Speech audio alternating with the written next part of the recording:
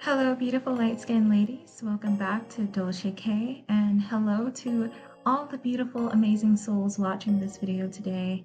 I want to talk about something that is very real. It doesn't get discussed a lot. Oftentimes, when it does, people think that we're just being petty. But yeah, we're going to talk about jealousy and how it makes us as light skinned women feel guilty about who we are. So, we all know what it feels like to receive a compliment or get attention, both wanted and unwanted.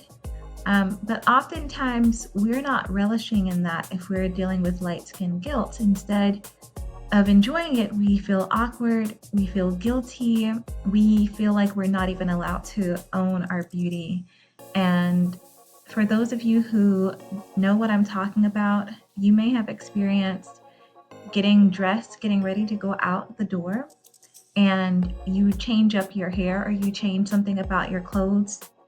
Maybe you try not to wear colors that are, you try not to wear bright colors because you are light skinned and you don't want to attract any kind of negative attention from other people, especially if you're going to be around Black people. Yeah, that's like beauty anxiety. I used to deal with that a lot.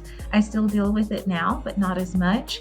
Even things as simple as wearing a wig as opposed to not wearing a wig, wearing my 4C hair.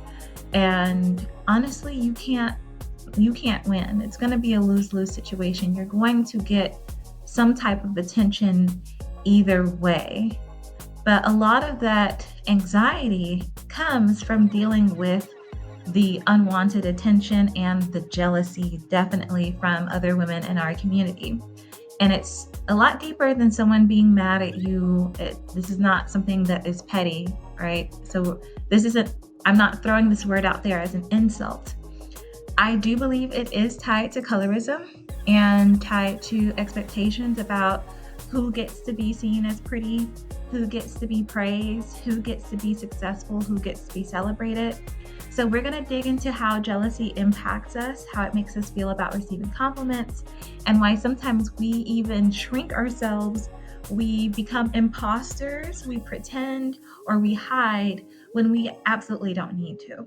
So let's figure out how to identify some of those feelings and start letting go of that guilt so we can fully embrace who we are with no shame. Because, I mean, at the end of the day, we have a responsibility to ourselves, to love ourselves, and no one should be able to take that away from us.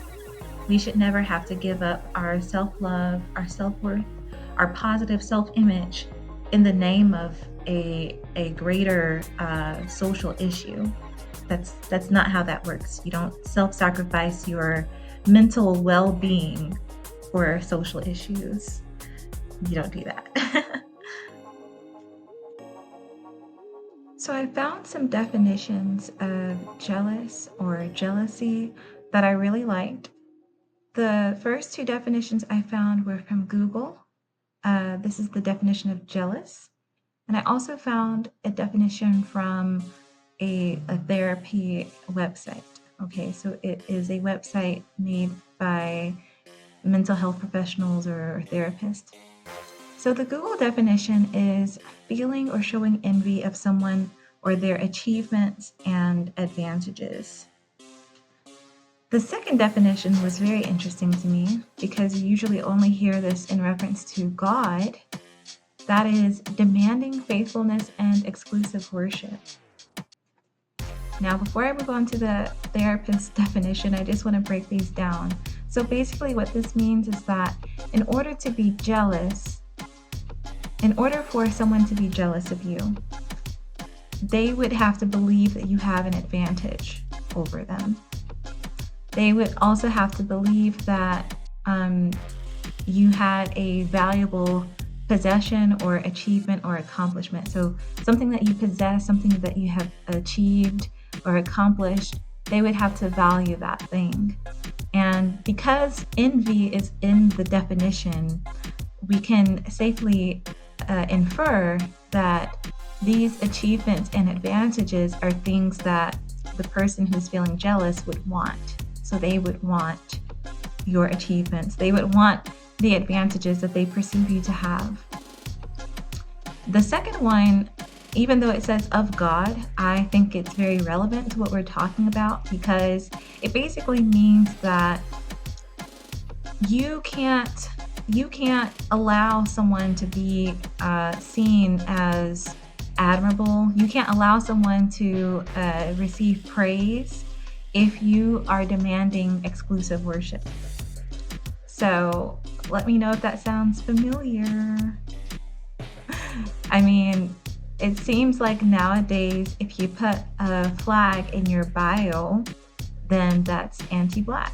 If you wear a blonde wig, that's anti-Black. If you get complimented and you don't look like a dark-skinned Black woman, that is an attack on Black women, and it takes away from the beauty of Black women, or the perceived beauty of Black women. And this is not coming from me. These are all things that other Black women have said, which we are going to get into. But I found it interesting that this definition is typically attributed to God, but we are seeing this dynamic among Black women and on social media, and how they have discussed other women receiving certain privileges and advantages, and how it takes away from Black women. But anyways, the therapy definition is a little more in-depth. So it talks about that it is a social emotion. So this is a social issue that we're talking about. And it's caused by believing that something that is rightfully theirs might be taken by another person. Oh, and that was another definition that I didn't put on the screen, but you can Google the word jealous. Like, Google the word jealous, and you'll see that there's another definition that says fiercely protective of one's rights, what they believe is rightfully theirs. So there's an element of injustice, feeling righteousness. Okay, this threat can be either real or imagined, but it is this belief that causes their jealousy to occur. And I really appreciate that, because just because you can recognize someone's advantages and achievements doesn't necessarily mean that you're going to be jealous, right? You have to believe that there is something being taken away from you. Remember, demanding faithfulness and exclusive worship. So I think the definition in the therapy definition, the way they defined it, really ties in very well with the exclusive worship definition.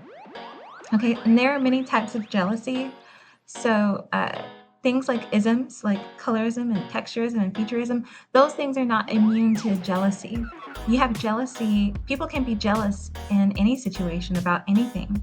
Okay, there's romantic jealousy, there's power-related jealousy, workplace jealousy. When it comes to what we talk about on this channel, I am mostly seeing pretty privileged jealousy, or, beauty jealousy, or, all of the colorism conversations have to do with being perceived as pretty or gaining success. So it's about social power, and it's about pretty privilege. And shout out to Exoticals United, Exotical Epiphany, Paige the Ambiguous, and Pretty in Between. They have some really great videos talking about this, as well as Blunt Girly as well.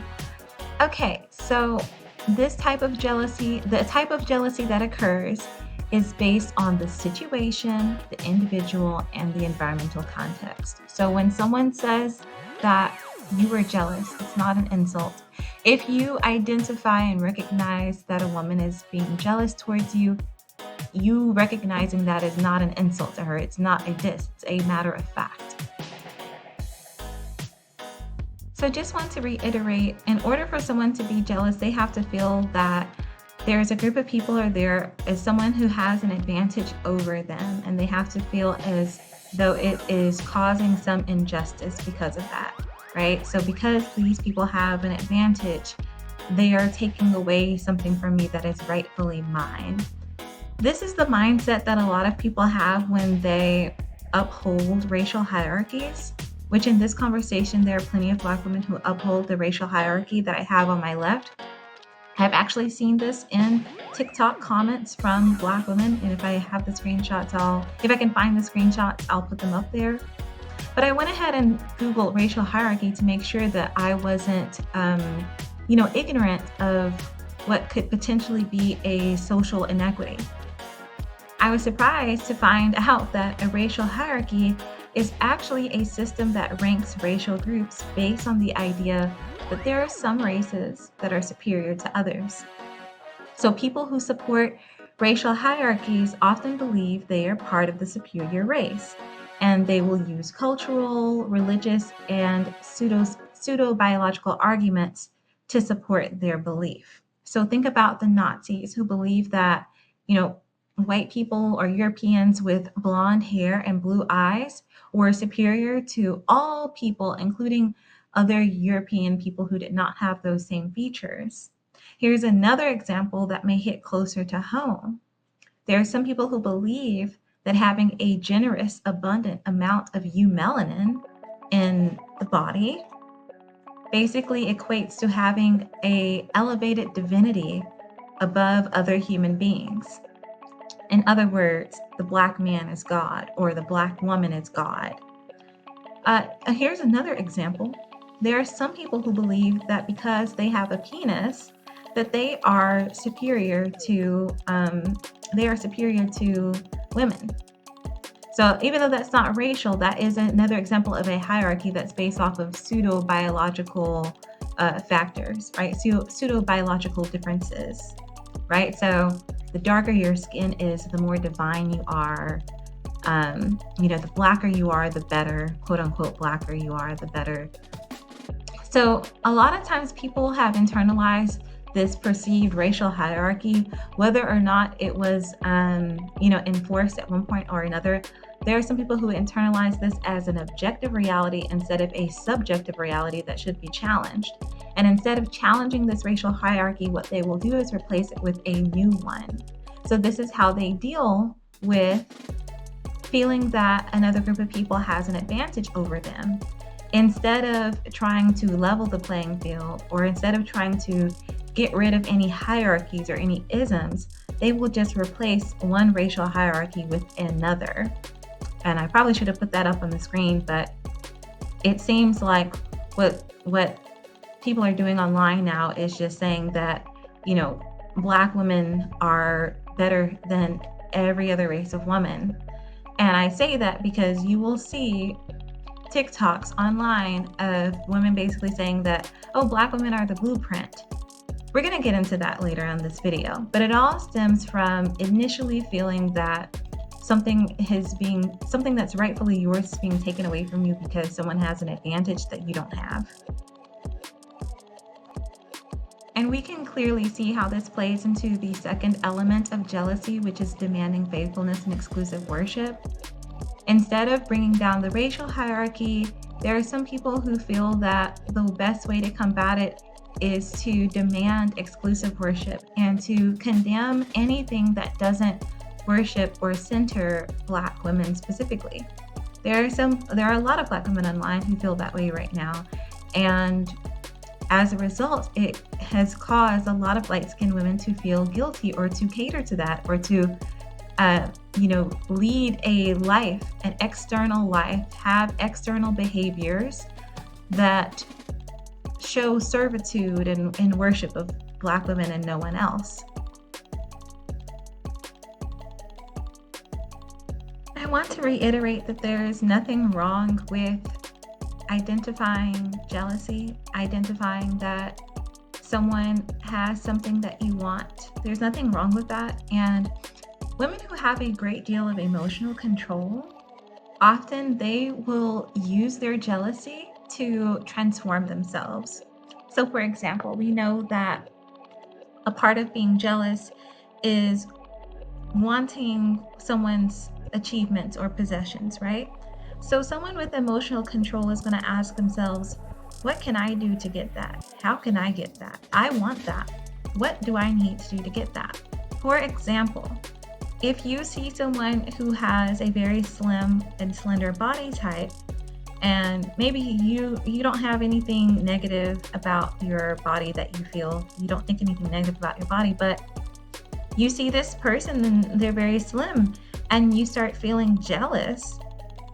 If you have emotional control, you will realize that, oh, that is something that I want. I actually like that body type. So how can I slim down? What can I do to look like that?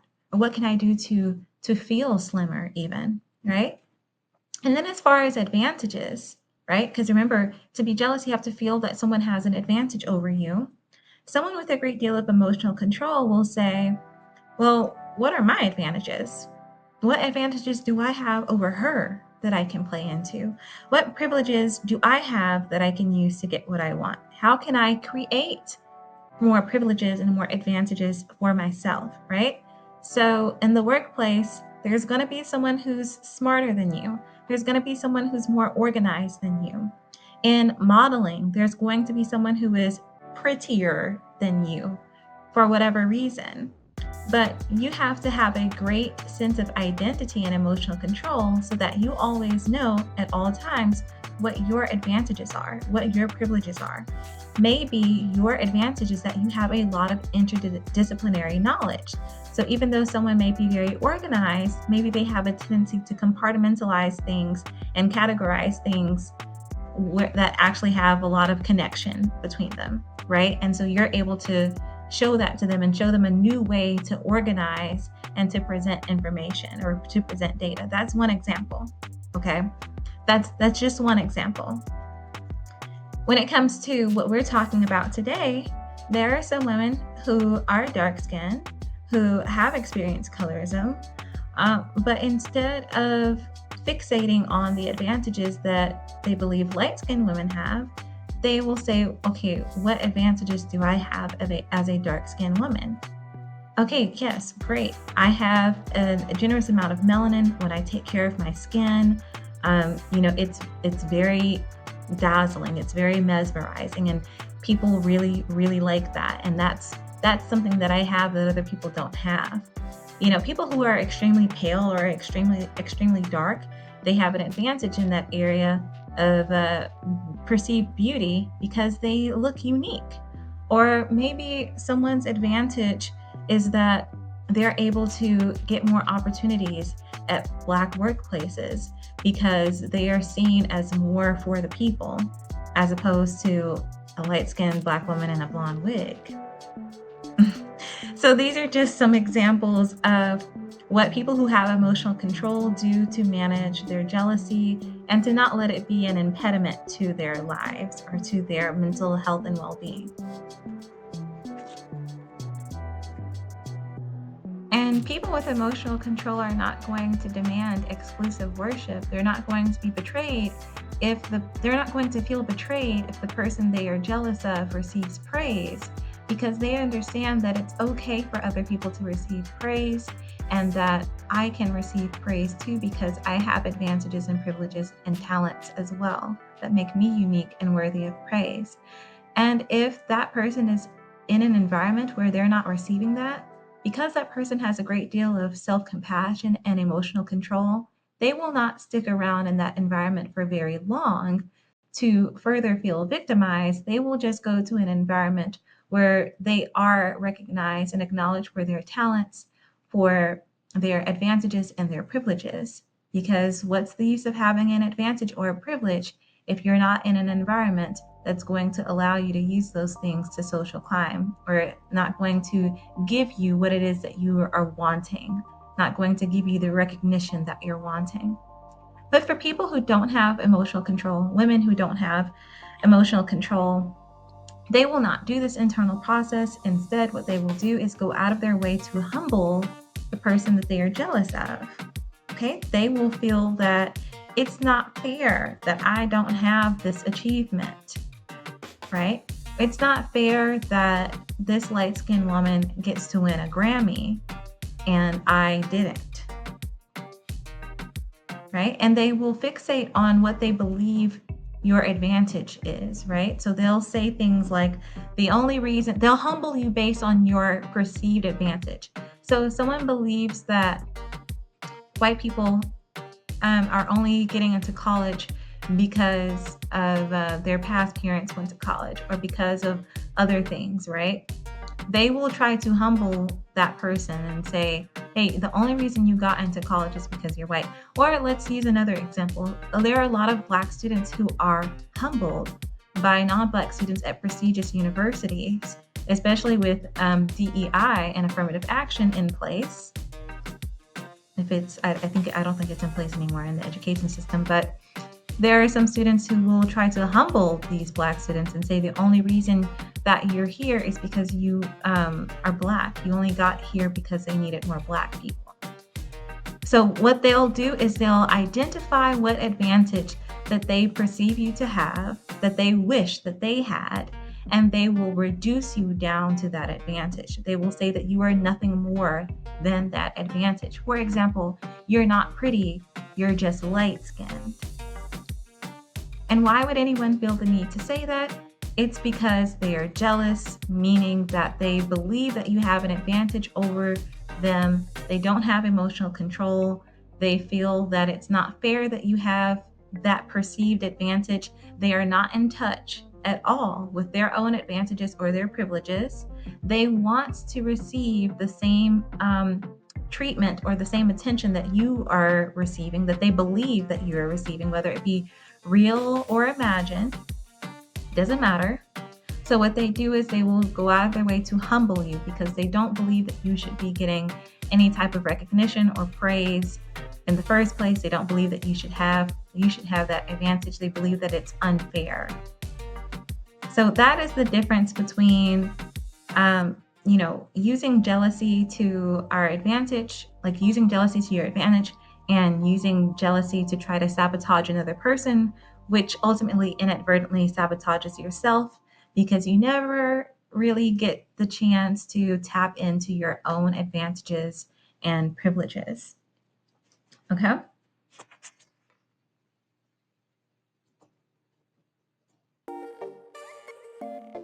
So when it comes to this colorism conversation and this light skin conversation, instead of challenging the status quo of colorism, instead of challenging the racial hierarchy, a lot of times colorism becomes internalized.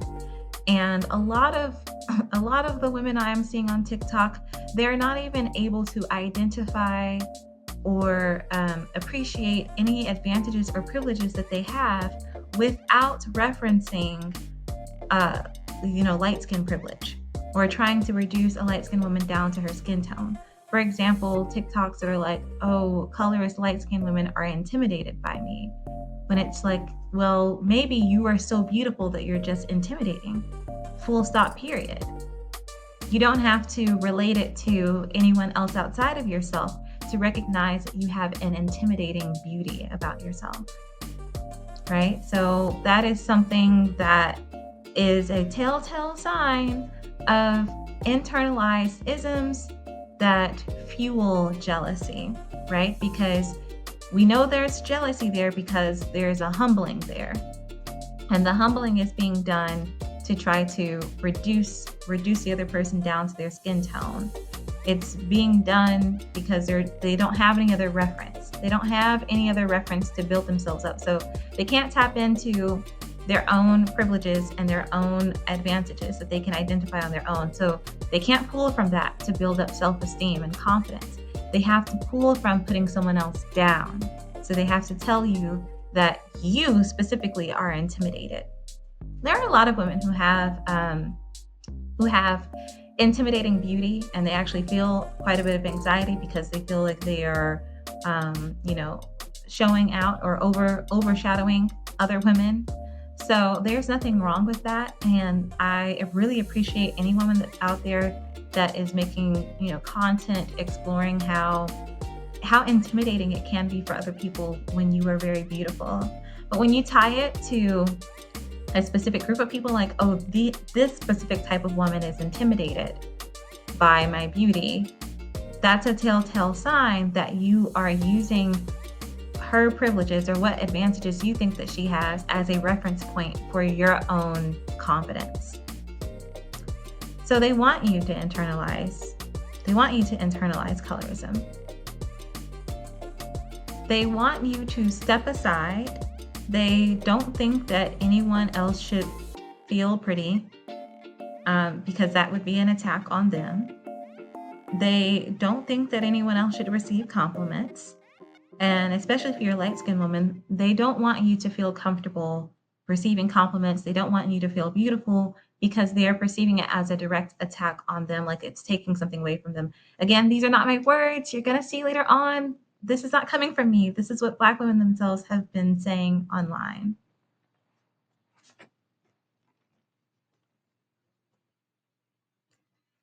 So we're going to play some TikToks. Let me just get my notes ready.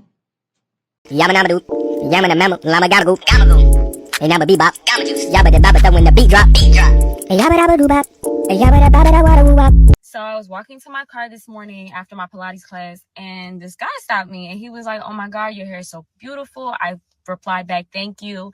And then he tells me, "You know, that's the problem. Black women don't wear their natural hair, but your hair is great. Keep rocking it." I looked at that man. I said, "This is actually a wig."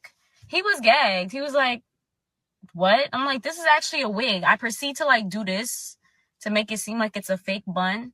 This is my hair, by the way. But like, I'm like, this is a wig, because how do you all compliment Black women but also disrespect us in the same sentence? I don't understand.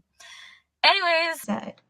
Okay, so let's take a moment and we're going to treat this like a word problem. What do you think it was the perceived advantage in this situation that the girl had internalized, that she had an advantage?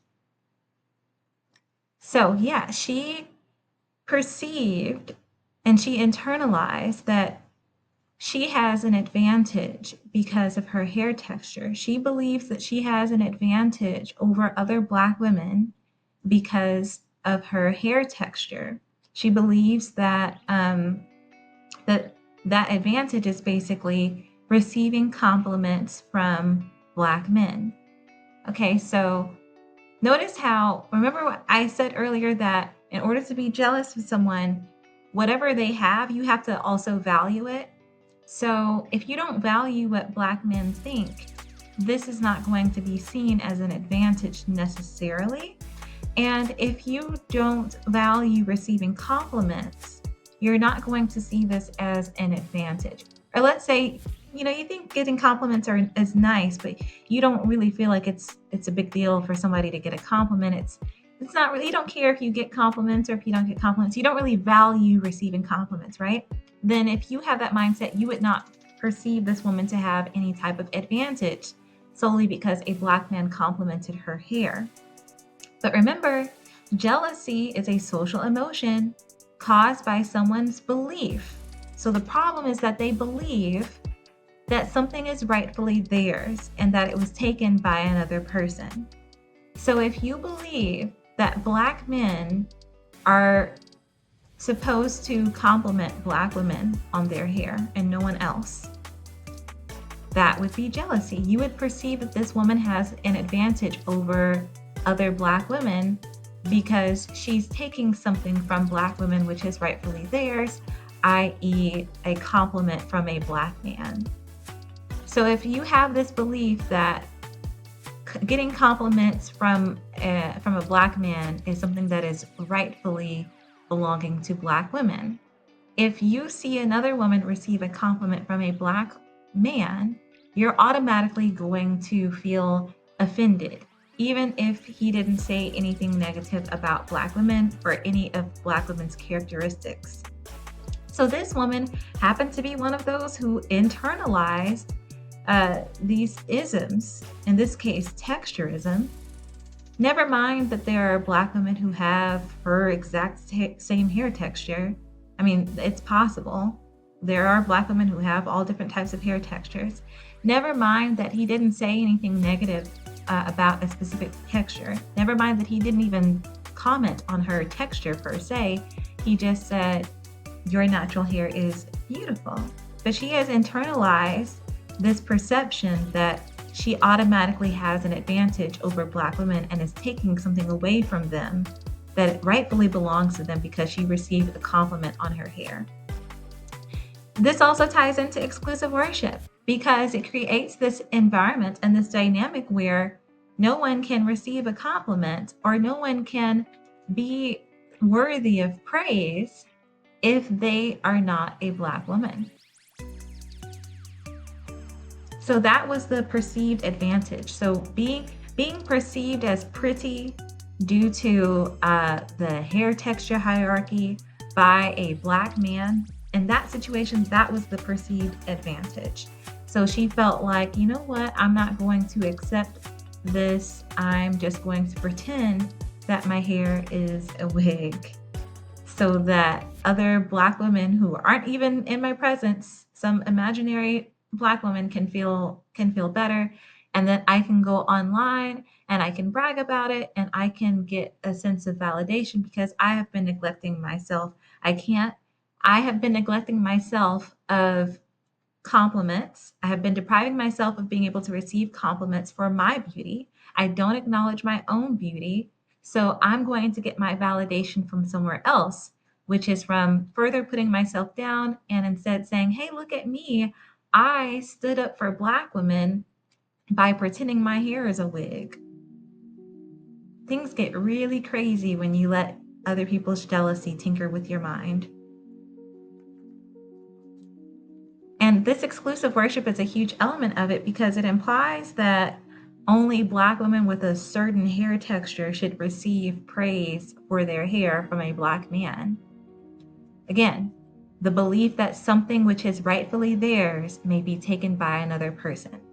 So if you are around Black women who believe that because they are Black and because they have a certain hair texture, that they deserve compliments from Black men, that Black men better compliment them because they are Black and have a certain hair texture.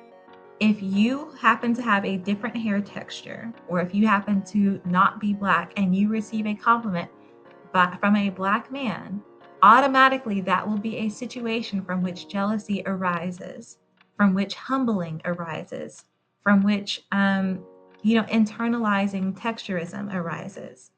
And they will try to humble you. They will try to brainwash you into thinking that you took something away from them when in fact you didn't. It just so happens that they had this very negative belief, very negative limiting belief.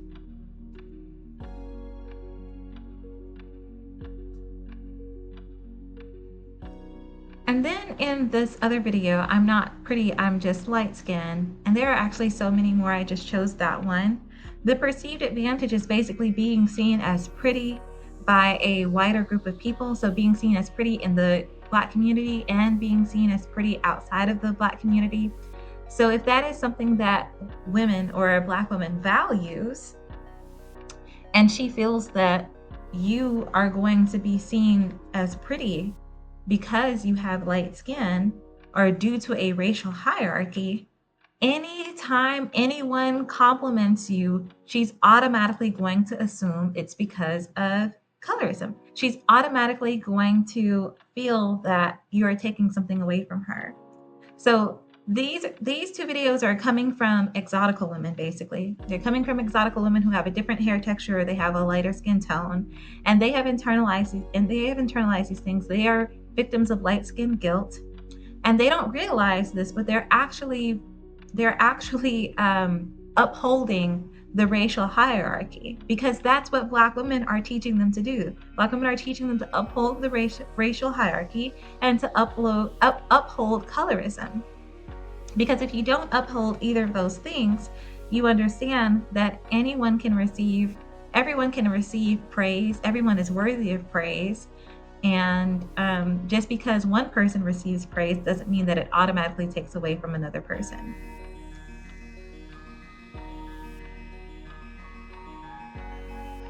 But sadly, the woman in the second video, she believes that her light skin means that she is automatically prettier. That's basically what she's saying. She's saying that Hey, the only reason why people even think that I'm pretty is because I'm light skinned. And if I were darker, people would think that that I'm uglier.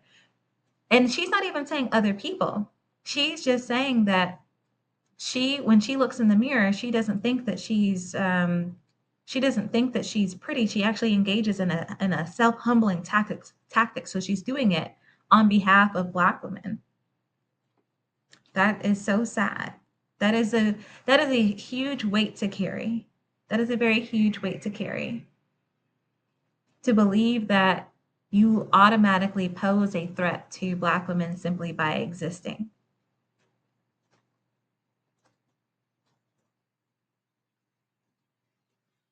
So in the next video, we're going to see women talk about the racial hierarchy a little bit more, and these will be from Black women. I have a really good friend who's Ethiopian, and she was telling me about her experience and how she's perceived when it comes to her looks. And she didn't understand the concept of exoticism because people were always telling her, like, oh, you look so exotic, you're so pretty, asking her if she was from this place and that place. And she was like, you know, I never understood the fascination with my looks. And she's not insecure, she knows that she's beautiful. But she said to me, like, does anyone ever call you that? Have you ever been called exotic? Because to me, you look exotic. And I was like, no. And when most people describe a Black person as exotic, they usually are lighter skinned, they have a looser hair texture, and if they're dark skinned, they usually have features that most people don't associate with being Black, as in a straight nose, a small nose, almond-shaped eyes, looser hair textures, you know, whatever, you name it. The definition of exotic is different, strange, or unusual. I think fetishizing exoticism really hurts us and Black women especially ultimately because it just creates a bigger space to further marginalize and ignore the beauty of the quote-unquote average Black woman. The phrase exotic is subjective in general, but people have their own preconceived notion of what it looks like. There are so many African American Black women that I think are just the most beautiful beings I've ever seen. Bill Scott being a great example. And obviously what I'm describing falls into a bigger bucket called featureism that I think is not talked about enough. But it's disorienting, and sometimes I feel alone in my experience because I hear and see people say that, oh my gosh, dark-skinned women are so fine, but then it's always, not you though. And that's because I don't fit into the exotic mold that a lot of people have for dark-skinned women. I think a lot of people have a lot of work to do to decolonize their idea of what beauty is. I think the average Black woman is just so gorgeous and beautiful. And yeah, I think we have a long way to go when it comes to representation in media for Black women who just look Black. That's it. That's how Sue sees it. I have a really good friend who's many times I've stated that a lot of light-skinned women's confidence lies in darker-skinned women feeling inferior. And then I extend that to non-Black women, period. A lot of non-Black women's confidence lies in Black women feeling inferior. And I know I'm not crazy because somebody else picked up on the same thing.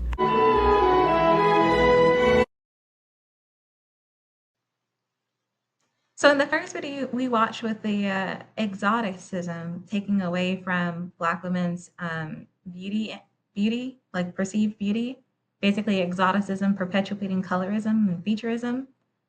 The perceived advantage in this particular situation would be being seen as exotic. So if you value being seen as exotic and someone else is being recognized for their exoticism, but you're not being recognized for your exoticism, automatically that is going to cause some jealousy if you believe that you should have been seen as exotic. So basically, these women want all the privileges. They want all the privileges. They don't want any women to have any other privileges. There's so many additional ways to have pretty privilege. There's so many ways to have pretty privilege. There's all different types of pretty privilege is basically what I'm saying. You don't have to have exotic privilege to be pretty.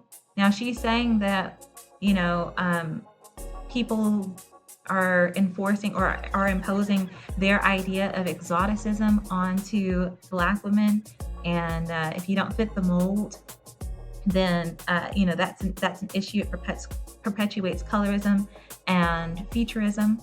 What I find interesting about this argument is that exoticism doesn't really refer to race or your visual appearance, not the visual appearance that you're born with. It can be just your self-expression. So exoticism is basically being attractive or striking through being unusual, like having unusual characteristics, or being colorful. So like if you have a colorful personality, that may be seen as exotic. And notice that even her friend let her know that, hey, well, I see you as exotic. But remember, when you're experiencing jealousy, you are so firmly tied to the belief that something that is rightfully yours is being taken away from you that you can't even identify your own privileges and advantages that you may have.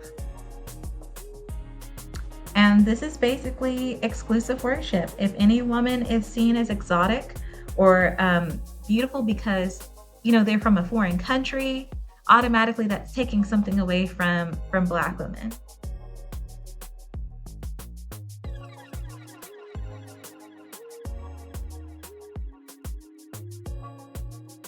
So if you believe that the people in your community or in your country should only, give your women compliments, like should only give the women in their community compliments and only praise their beauty.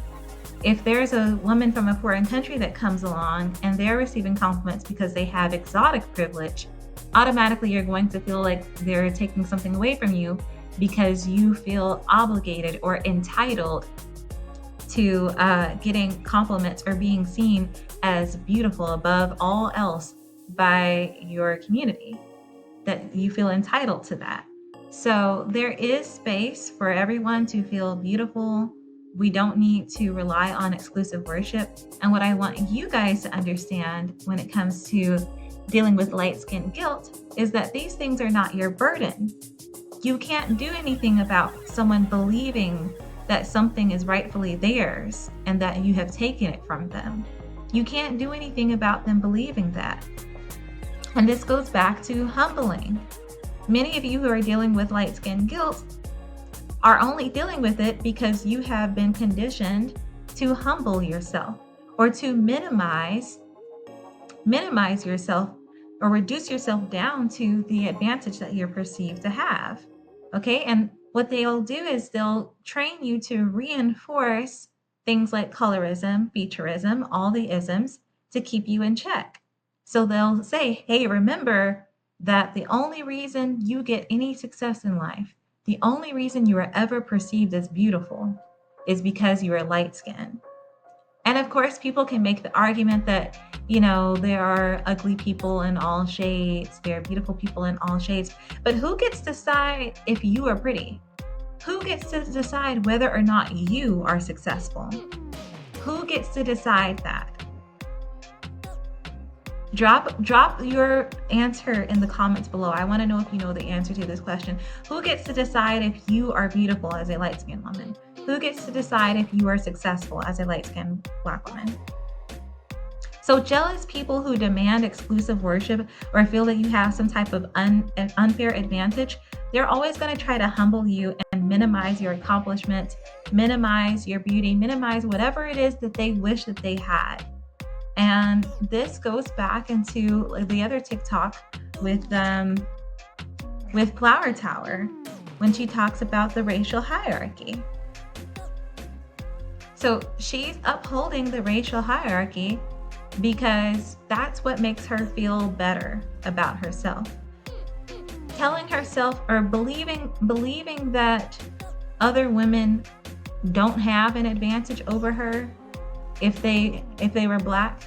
Basically, she believes that Black women don't have an advantage over her. She believes that other women have an advantage over her simply because they are of a different race. Meaning, she believes that those races of women are superior to her. She believes that if they were not the race that they are, if they were Black, then they wouldn't actually be beautiful or they wouldn't feel beautiful. And she's saying that because she doesn't feel beautiful. She wants the recognition that these women get in their communities. She wants the beauty and the pretty privilege that these women get in their communities, but she hasn't figured out a way to do that or to tap into that yet. So instead, what she does is basically equate non-blackness to pretty privilege. That's basically what she's doing, or equates light skin to pretty privilege, and she subscribes to this racial hierarchy. And that imposition of racial hierarchy onto other women is exactly what causes you, my dear, to feel guilty when they have imposed this racial hierarchy on you, to say, remember that you you should feel guilty because you have all of this, and we don't get to have that because we're darker than you. And this is not to say that colorism isn't real. This isn't about that. There's a difference between acknowledging colorism is real and actually internalizing it. And that's where we go wrong, is that we internalize it and we start to minimize ourselves and humble ourselves when we don't need to. But the reason this happens in the first place is because they don't want you to have the advantage over them. Instead, they want it to be reversed, right? They don't want you to be successful because it hurts. When you have experienced trauma, and when you have experienced something as traumatic as colorism, it can be very difficult to not internalize it. Not internalizing traumas, that's easier said than done. So when they see a light-skinned woman, i.e. you, who is successful, who is beautiful, who is receiving praise or acknowledgement or recognition, it can anger women who have had to deal with colorism, who have internalized colorism. And as a result, they want to exclusively be worshiped because they think that that's the only thing that will repair their self-image that was broken through the trauma of colorism. They believe that the only cure, or the only way to heal from colorism, is to put other women down, or to create this fantasy world where dark-skinned Black women are exclusively worshipped, right? So it's a way to feel better about themselves. And you'll see in this next TikTok, I'm going to leave my commentary first, and then I'll play the TikTok at the end. But the Rihanna bonnet TikTok, there's a woman who's wearing a bonnet, and she gets online and she talks about how she doesn't think that Rihanna should have any success in her hairline, and she doesn't approve of it. So I'm pretty sure that this woman knows that Rihanna doesn't care. I'm pretty sure that this woman knows that her opinion on social media isn't really going to do much. What is the objective? What is the purpose of her getting online and saying these things? Well, the only reason she said it is to make herself feel better. It was a way to self-soothe. A lot of times when we need to self-soothe, we do things to entertain ourselves, like we go to entertainment, or we go to putting other people down. That's an unhealthy way. All of these can actually turn into unhealthy things, unhealthy coping mechanisms. So when it comes to this particular topic of colorism, a lot of people, what they do to deal with colorism or to try to heal from it, is they self-soothe. They find some temporary solace in putting light-skinned Black women down, light-skinned Black or mixed women down. So basically criticizing Rihanna, criticizing her hair, saying she has 2 scoops of hair. And what's ironic is that feeds directly into futurism, doesn't it? There's a lot of hypocrisies in that statement. But this video isn't about hypocrisies. That could be a whole other video. But she's saying it to feel better about herself. That, hey, well, at least this light-skinned Black woman only has 2 scoops of hair, and look at her. She's trying to start a hair care line. Ha ha ha. So funny. I don't think she's going to be successful. And what I want to tell you guys to do with that is to just take it with a grain of salt and just ignore it. Not ignore it. Definitely learn how to identify when someone is speaking from jealousy, okay? Because I promise you, if Rihanna was darker skinned, or if Rihanna was dark skinned, this woman would not have said that. She would not have said that. And if she did, there would probably be a lot of Black women under the comments that would be like, hey, why are you coming after Rihanna? Because remember, Rihanna is extremely successful. Rihanna is extremely successful. And one of the biggest complaints in the colorism conversation is that there are not enough highly successful dark skinned Black women in pop culture and media. So if Rihanna were darker skinned, this woman would not be saying this. Rihanna has not only is she, a musician that goes across genres and that kind of became a pop princess and a dance princess as well, like an EDM princess. She has her makeup line and a lingerie line. She is a businesswoman. She performed for royalty in India. So she's extremely successful. And if she wasn't light skinned, if she happened to be dark skinned, I don't think this woman would say that. It's solely arising from jealousy because deep down she feels that the only reason why Rihanna would be successful at a hair care line is because she's light skinned. And this does have to do with her hair texture as well, but that's a whole nother video. I want to go ahead and move on to the journaling prompts, and I hope this has helped some people who are dealing with light skin guilt overcome it by being able to identify the situation, the individual, the environment, and also the advantage that you are being perceived to have, and the ways in which the person who's being jealous of you is demanding exclusive worship. And so, because they're demanding exclusive worship, now all of a sudden you're feeling guilty. All right, so let's go ahead and get into the journal prompts. Also, if you've made it this far, thank you so much for watching. I really hope that this has helped. Go ahead and like the video, subscribe, and if you have something that you want to share from any of these reflection prompts, feel free to either email me at dolcekletters@gmail.com, or you can leave it down in the comments as well. I strongly believe in having conversations and connecting with each other so that we can work through these things. A lot of us are having similar experiences and we think that it's just us, and it's not. So you're not alone. Let's go ahead and have a community and build our community and reach out and connect with each other. So thank you so much for watching, and let's go ahead and get into these reflection prompts.